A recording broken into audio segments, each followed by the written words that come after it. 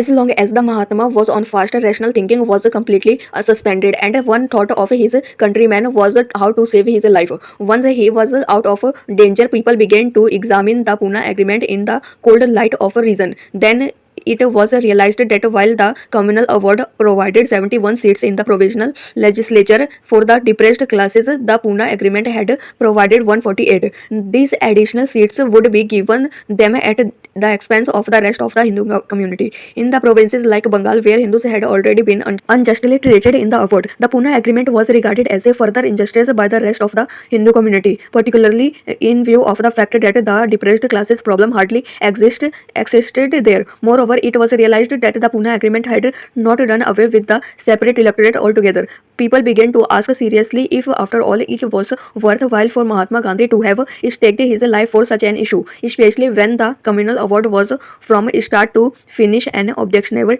document. But whatever may be permanent value of the Pune Agreement, there is no doubt that the fast of Mahatma Gandhi had a permanent and far-reaching effect in raising the consciousness of the Hindu community. It was unique spectacle to see how the heart of the entire nation throbbed for one man. All sections of the Hindu were stirred to activities as they had never been before. The most important result of the epic fast was to give a powerful impetus to the movement for the eradication of untouchability. During the fast, such a colossal amount of sympathy had been generated not only for the Mahatma personally but for cause of the depressed classes as well, that it would have been a great pity if that sympathy had not been harnessed into the permanent channels of the activity through the organization of the All India Anti-Untouchability League. While the Mahatma's fast had a remarkable effect on his countrymen in the international sphere, it did not prove to be an unmixed blessing. It served to advertise to a disproportionate degree the issue of the depressed classes. Hitherto the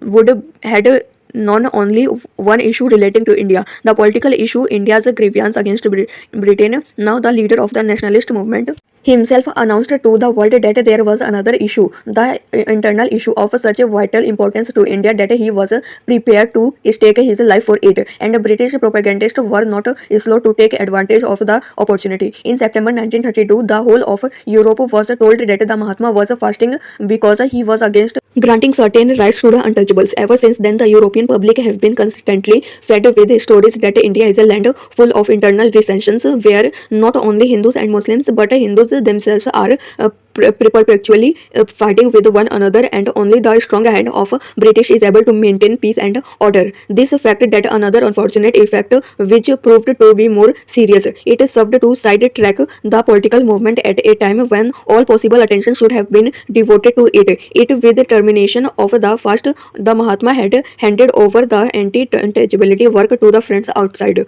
The effect of the fast would not have been so harmful, but when the leader himself began to conduct the anti-touchability campaign from the behind the prison walls, what could his followers do? The Mahatma had all along held that a satyagraha prisoner should regard himself as a civil dead and should not bother about the work outside prison. But on this occasion, he did not stick to his usual principle to make matters worse. When questions were put to him at this time as to whether political work should be done or social work, he gave replies that were rather confusing, or he did not reply at all, which led people to think that he preferred social work to political. This led of the Mahatma was naturally followed more by his blind followers and by those who were tired of repeated muffling and imprisonment and wanted a convenient excuse for giving up the political fight. Another theory has been put forward to explain the Mahatma's conduct. It is advanced that he realized the ultimate failure of the movement and therefore wanted to create out of it another movement which would be benefit to his countrymen. This theory cannot be accepted since in November 1931 in London, the Mahatma had spoken of his determination to resist with his life a special electorate for the depressed classes. One feels inclined to think that the side-tracking of the civil disobedience movement was the result of that subjectivism which seizes him at times and makes him utterly blind to and oblivious of objective realities. Ever since the Roundtable Conference, he had begun to ponder so deeply over the depressed classes problem that the other problems receded to the background for the time being. Whatever the real explanation may be, there is no doubt that the first served to sidetrack the civil disobedience movement and cause a diversion of men, money and public enthusiasm to the anti-touchability stability campaign at a time when the position of the Congress with government was none too strong. The effect was the same as it would be if in the middle of a battle a general gave the order to his troops to start excavating in a canal in order to supply water to the thirsty people of the countryside. In response to the appeal made by the Mahatma on September 26, temples and public wells throughout India began to be thrown open to the untouchables. In fact, so rapid was the march of progress that it looked as if the demon of untouchability would be lay low in no time. However, a resistance was met with at Guruvar in South India, where the Zamorin, the trustee of the temple, refused to throw it open to the untouchables on the plea of the tradition and legal difficulties. Thereupon, Mr. Kilpan, a well-known and highly esteemed Congress worker, commenced a fast as a protest against the exclusion of the untouchables from the temple. When his condition became critical, the Mahatma was prevailed upon to intervene and save his life. At the request of the Mahatma, who undertook to continue the fight, Kilpan gave up the fast. About this time, it was found that in many places the authorities or trustees of the several temples were raising legal obstacles in the way of throwing open the temples to untouchables. It was therefore considered desirable to introduce legislation in the Madras Legislative Council and in the Indian Legislative Assembly to remove such legal difficulties once for all. The bill drafted for the Madras Council was refused sanction by the Viceroy. Permission for the introduction of the bill drafted for the Indian Legislative Assembly was granted by the Viceroy on January 23, 1933, but it was made clear that the government would not commit itself in any way with regard to the bill and would afford a full opportunity for public opinion to express itself on the question. A special request was made to the Government of India for affording facilities for the speedy passage of the Temple Entry Bill, but the Viceroy declined to offer any such facilities, and thanks to the dilatory tactics of the government, the bill is still hanging fire. To strengthen the demand for temple entry for untouchables, a plebiscite of temple goers was taken at Guruvayur on December 25, 1932. Though Guruvayur is regarded to be a socially backward place,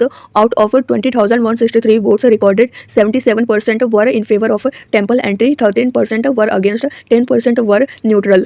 Another beneficial result followed from the appeal of the Mahatma made on the 26th September to settle Hindu-Muslim differences. A unity conference was convened at Allahabad in which Pandit Malviya and Maulana Shaukat Ali took leading part. The conference met on November 1st under the presidency of Mr. Vijay Raghav Arkiyar, ex-president of the Congress, and a large number of representative Hindus and Muslims attended. The atmosphere was one of perfect cordiality. A great deal of progress was made in negotiations for a Hindu-Muslim settlement, but ultimately two obstacles arose. On one side, the leaders of the communalist section of the Muslims condemned the unity efforts. On the other side, the Bengali problem proved insoluble since the Europeans would not surrender any seats allowed them under the communal award, and the Muslims would not be content with less than 51% of the total number of seats. Though the conference did not come to a successful conclusion, it had a moral value and it helped to clear the atmosphere considerably. We may now review the actions of the government during the year 1932. While taking the severest measures against the Congress, the Viceroy constantly urged that the government would simultaneously push on the work of constitution making. About the middle of January, the constructive committee was appointed for keeping the government in close touch with all the leaders of the other parties, burying the Congress through the Viceroy, and especially for considering the recommendations of the Franchise, Federal Finance and Indian States Inquiry Committee as a preliminary to their consideration by His Majesty's government. Owing to the delay in issuing the communal award, the consultative committee was twice postponed on the instance of the Muslim members. On June 27th, an announcement was made by the government to the effect that they had decided to provide for provincial autonomy and federation in a single bill, and that they would abandon the third session of the Round Table Conference. The Indian liberal leaders immediately lodged a strong protest against the abandonment of the Round Table Conference, and following the Missouri Sastri, Jaikar Joshi and Sir Tej Bahadur Sapru resigned from the consultative committee. This made the government climb down a bit, and on July 7th, Sir Samuel Hoare, in a speech before the Central Asian Society, explained that the change of procedure did not imply a change of policy. He further stated that when the Joint Parliamentary Committee met to consider the government proposals, Indians would be enabled to appear not only as a witness but also as to participate in the discussion of the committee. The explanation of the Secretary of State for India was not considered adequate by the liberal leaders who persisted in their opposition. On September 5th, a fresh announcement was made by the Viceroy before the Indian Legislative Assembly to the effect that since the consultative committee would not be able to make the contribution anticipated, it had been decided to hold further discussions in London. A small body of representatives from British India and from the Indian states would therefore meet in London about the middle of November. The work would be in accordance with a fixed agenda, and there would be no public session. The liberal leaders now felt satisfied that their trip to London was restored. The third roundtable conference commenced work on November 17th and ended on December 24th, the final session being open to the public. The Labour Party did not participate in this conference on the ground that the government had gone back on the policy of conciliation. They also wanted that the Indian members should keep aloof, but that desire was not complied with. Sir Samuel Hoare summed up the results of the conference at the close of the session. The following are some of the decisions made by the government to which he referred. First, the Muslim community would have a representation of 33% in the federal legislature so far as British India was concerned. Second, it was not possible to give any definite date as to when the Federation would be in operation. Third, Sindh and Odisha would be separate provinces. Fourth, the defense budget would be non-votable. Fifth, for employing Indian troops outside India for purposes other than Indian, the decision of the federal ministry and federal legislature would be taken, but the crown would have full authority when Indian troops were to be employed outside India in the defense of India. Finally, in response to an appeal for the cooperation made by the Sir Tej Bahadur Sapru, Sir Samuel Hoare said that he wanted to see no empty chairs at the roundtable conference of the Joint Select Committee. During the year, the revolutionary movement was strong in the province of Bengal. Special powers were given to the Bengal government by the Viceroy. In addition to the Viceregal Ordinates, the Viceregal Ordinances, four in number, designed mainly for the coping with the civil disobedience movement, were issued on January 4th, 1932. On June 30th, before these ordinances were due to lapse, a fresh but comprehensive ordinance called the Special Powers Ordinance 1932 was promulgated by the Government of India. In addition to this, the Bengal Emergency Powers Ordinance had been issued in November 1931 for arming the Bengal government with powers similar to those enjoyed by the martial law authorities for the suppression of the terrorist movement. This ordinance was renewed on May 29, 1932. Further powers were given to the Bengal government on July 20th by the Government of India through the Bengal Emergency Powers Ordinance 1932. On September 1st, the Bengal Criminal Law Amendment Act 1932 was passed by the Bengal Legislative Council, which gave increased powers to the executive. The most important provision being that attempt at murder was made punishable with death sentence. Another act was passed on September 6th called the Bengal Suppression of Terrorist Outrages Act 1932, which empowered the executive to seize buildings, to order citizens on pain of punishment to assist them in the suppression of terrorism, to impose collective fines on the villagers, etc. The legislation passed in the Bengal Legislative Council around the government with the permanent powers so that in future emergency ordinances would not be necessary. During the year, terrorist outrages took place from time to time, the most important of them being the murder of Mr. Douglas, the district magistrate of Midnapur, and Mr. Allison, additional superintendent of police Comilia. On the side of the government, the severest measures were taken. Troops were quartered in many districts where trouble had taken place or was apprehended, and heavy collective fines were imposed on Chittagong, Midnapur, and 24 Pragnas districts. Moreover, the abandoned prison of revolutionary prisoners in the Andaman Islands in the Bay of Bengal was reopened in spite of the public protest, and political prisoners were transported there. During the year, two important labor conferences were held. The first session of the Indian Trades Union Federation was held at Madras on July 5th, 15th, with Mr. V.V. Gray in the chair. Among the resolutions passed was one relating to the prison of labor in the future Indian Constitution. The All India Trade Union Congress met on September 12th at Madras with Mr. J.N. Mitra as president. The Trade Union Congress condemned the Communal Award and the Ottawa Pact as harmful to the best interest of the workers. It also passed a resolution saying that in view of the sporadic strikes at Matunga, Kharagpur, Libula, Lucknow, and other places, it was clear that the Congress workers in all the railways were resolved to declare a general strike, and that the responsibility of postponing it definitely lay upon leaders like Mr. Jamna Das Mehta, Mr. V.V. Gray, and Mr. S.C. Joshi, right-wing leaders who were guiding the policy of the Railwaymen's Federation. Attempts were made during the year to bring about unity between the Trade Union Federation and the Trade Union Congress, but they proved abortive. Though a ballot of the railway workers in May resulted in a vote for a general strike, the strike was not launched. There were sporadic strikes, however, in many centers, and in October there was a strike at the Perambur railway workshop near Madras, which dragged on for some months. The communal situation in India was on the whole fairly satisfactory, the only exception being Bombay. The Hindu-Muslim riots broke out in May. In some of Indian states, however, there was trouble. The year before, there was trouble in Kashmir, where the peasants rose in revolt against the Hindu Maharaja. Though the grievances were mainly economic, a communal coloring was given to the movement by Muslim sympathizers in British India and also by the peasants themselves, who in some cases attacked their Hindu fellow subjects. However, with the help of troops from British India, the revolt was suppressed, but as a price for the assistance rendered him, the Maharaja had to submit to the terms of the British government in the matter of appointing British officers. To appease his subjects, the Maharaja undertook make concessions in land revenue, to extend primary education, to introduce a measure of constitutional reforms, including a legislative assembly. The first elections to the Kashmir Legislative Assembly took place in September 1934. In May 1932, trouble broke out in Alwar state. Similar to that in Kashmir, the only difference being that trouble was more communal and less economic than in Kashmir. To put down the rebellious Muslim subjects, troops from British India had to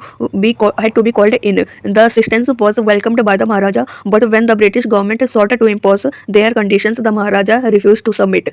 The dispute between the Maharaja and the British government went on for some time, but ultimately the former was ordered to leave his state. The order holds good today. One of the surprises of the year was the result of the elections held in Burma in November 1932 to decide whether Burma was in favor of separation from India. The year before, Burma had been in the throes of peasant rebellion, a serious disturbance the like of which India had not seen since 1857. The rebellion continued for more than a year. In 1932, the situation gradually became quiet and orders were issued for a general election on the ground that the electoral rolls had been prepared in 1931, when many of the districts were in a state of revolt and the anti-separatist party had no interest in an election. The anti-separatist leaders asked for fresh electoral rolls. The government turned down the request and the elections were held on the basis of the old rolls. Nevertheless, the anti-separatists came out with a clear majority when the newly elected council met in December. After a lengthy debate, the following resolution was carried without a division. First, this council opposes the separation of Burma from India on the basis of constitution for a separated Burma as outlined in the statement of the Prime Minister at the Burma Roundtable Conference on January 12, 1932. Second, the council was emphatically opposes the unconditional and permanent federation of Burma with India. Third, the council will continue to oppose the separation of Burma from India until Burma is granted a constitution on certain terms as defined in the amendment. In the alternative, the council proposes that Burma shall enter the Indian Federation on certain terms and conditions, including the right of succession. Fourth, the council urges that a conference be called at an early date for the purpose of determining the future constitution of Burma as a separate unit on the basis defined or as a unit in the Indian Federation according to the terms defined with the right to cede. The government, however, interpreted this resolution as a vote not given for unqualified federation with India. and they maintained that a conditional federation, that is a federation with the right to cede, was not possible. The present policy of the government is to separate the Burma from India, and in accordance with that policy, Burma was not invited to send members to the third session of the Roundtable Conference in December 1932. Towards the end of the November, a very important matter came up for consideration before the Indian Legislative Assembly, the Ottawa Agreement. This agreement had been entered into by the nominees of the Government of India who had attended the Imperial Economic Conference at Ottawa in Canada in August 1932. The purpose of the agreement was to force on India a scheme of empire preference whereby India was to give a Great Britain preferences covering no less than 26% of her imports. There was a considerable agitation in the country against the ratification of the Ottawa Agreement. In the absence of the nationalist members in the assembly, it was however impossible to throw out the agreement. The agreement was referred to a select committee, and the majority report moved by the Sir H.S. Gore was adopted by the assembly. The agreement was ratified for a period of 3 years, at the end of which the matter would come up again before the assembly for consideration. It was further provided that the government should prepare an annual report reviewing the effect on India's export and import trade of the preferences, and that the report should be examined by the committee of 15 members appointed by the assembly. The new Ottawa duties came into operation on January 16, 1933. In this connection, it should be noted that since England went off the gold standard on September 21st, 1931, the total value of gold exported from Bombay up to December 31st, 1932 amounted to rupees 105,276,190, or about 1053 million rupees. Repeated appeals were made to the government by the chambers of the commerce, business and public leaders to stop this flow of gold from the country, but to no avail. The Maharashtra Chamber of Commerce, Bombay, for instance, wrote to the government of India towards the end of the October that the following the example of the Bank of England, the government of India should buy up gold according to the chamber, since India had a gold bullion reserve of only rupees 112 millions against a note circulation of 1752.6 millions. The government would be well advised to buy up more gold. There was another important matter which came up before the assembly in September, the Criminal Law Amendment Bill 1932. The purpose of this bill was to place on the statute book the ordinance which had been promulgated in January by the Viceroy and had been renewed in the June as Special Powers Ordinance. As the ordinance was to lapse in December, it had either to be renewed again or permanently placed on the statute book. In connection with this bill, as in connection with the Ottawa Agreement, the absence of nationalist members who had resigned in 1930 was keenly felt. The bill was passed into the law in November. In August, a delegation of India League of London, consisting of Miss Wilkinson, ex-MP Miss Monica Waitley, Mr. Leonard Matters and Mr. Krishna Menon, arrived in India to study the political situation in the country. During their stay in India, they did not make public speeches, nor did they give interviews to the press. Only once, on the occasion of the fast of Mahatma Gandhi, were they moved to breaking their silence, and they declared the removal of Mahatma Gandhi means the disappearance of the greatest force working for moderation, peace and friendship towards Britain. Reviewing the year 1932 as a whole, one may say that it opened in the midst of the excitement and enthusiasm, but as had happened before the Mahatma Gandhi's movement, it ended in an anticlimax. The epic fast of the Mahatma was the turning point, and from that moment onwards, the Mahatma definitely got the better of the Congress. As the year came to close, the thought that was uppermost in the minds of the most congressmen was how to push on the anti-untouchability campaign, and resolutions were being passed from many platforms at the instance of the Congress leaders, asking the Viceroy to accord sanction to the temple entry bills in the Madras Legislative Council and the Indian Legislative Assembly. Civil disobedience ended.